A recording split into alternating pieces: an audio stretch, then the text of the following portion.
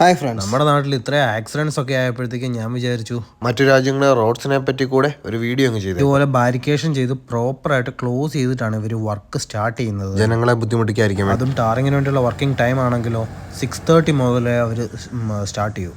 അപ്പോൾ എന്ന് പറഞ്ഞാൽ ഈവനിങ് 6 to മോർണിംഗ് 6 വരെ അവർ റോഡ് വർക്ക്സ് ചെയ്യുന്നുള്ളൂ.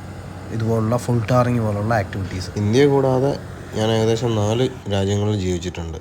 UAE, കുവൈറ്റിൽ, ഒമാനിൽ ട്രാവൽ ചെയ്തിട്ടുണ്ട്, പിന്നെ UK. അതുകൊണ്ട് കറക്റ്റായിട്ട് ഒരു കാര്യം മനസ്സിലായി. എല്ലാ രാജ്യക്കാരും അവരവരുടെ രാജ്യത്ത് റോഡ് പണിയുന്നത് അവരുടെ അവിടുത്തെ ക്ലൈമറ്റിനനുസരിച്ച് മാത്രമാണ്.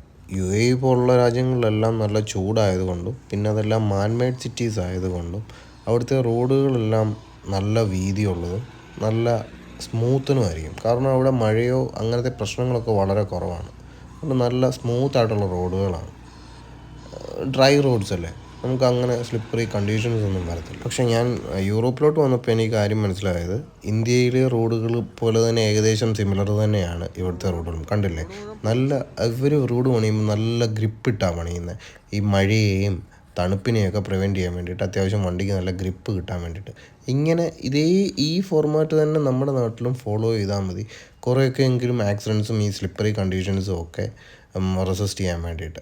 എനിക്ക് മനസ്സിലായിടത്തോളം ഈ സെയിം സ്ട്രക്ചറിലുള്ള റോഡ് തന്നെയാണ് നമ്മളുടെ നാട്ടിലും ആവശ്യം.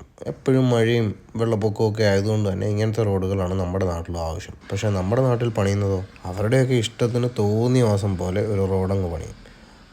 പ്രോപ്പറായിട്ട് ലൈൻസോ കാര്യങ്ങളോ ഒന്നുമില്ലാതെ എന്തെങ്കിലുമൊക്കെ അങ്ങ് പണിഞ്ഞു. നമ്മുടെ നാട്ടിൽ നിന്ന് ഇടയ്ക്കിടയ്ക്ക് ഓരോ നേതാക്കന്മാർ വിദേശത്തേക്ക് പഠനം നടത്താൻ വേണ്ടി പോകാറുണ്ട്. പക്ഷേ ഇവരിവിടെ വന്ന് എന്ത് തേങ്ങയാണ് പഠിക്കുന്നതെന്നാണ് മനസ്സിലാവും. ഒരു രാജ്യത്ത് പോയി കുറച്ച് നാൾ ജീവിക്കുമ്പോൾ തന്നെ ആ രാജ്യം എന്താണെന്ന് നമുക്ക് മനസ്സിലാവും. അപ്പോൾ ഇതിനെക്കുറിച്ച് പഠനം നടത്താൻ വരുന്നവരും അപ്പോൾ ഇത്രയ്ക്ക് പൊട്ടന്മാരാണോ നമ്മളെ ജീവിപ്പിച്ച് നേതാക്കന്മാരാക്കുന്നത്? ഏകദേശം ഒരു 5 ദിവസം കൊണ്ട് റോഡ് മുഴുവൻ കുത്തിപ്പൊളിച്ച് നല്ല വൃത്തിക്ക് ടാറും ചെയ്ത് റോഡ് മാർക്കിങ്സ് വിട്ട് അവർ പരിപാടി തീർത്ത് പോയി. ഇവിടെ ഇപ്പോൾ നമ്മുടെ കേരളത്തിൽ 9 കുട്ടികളാണ് മരിച്ചത് അപകടത്തിൽപ്പെട്ട്.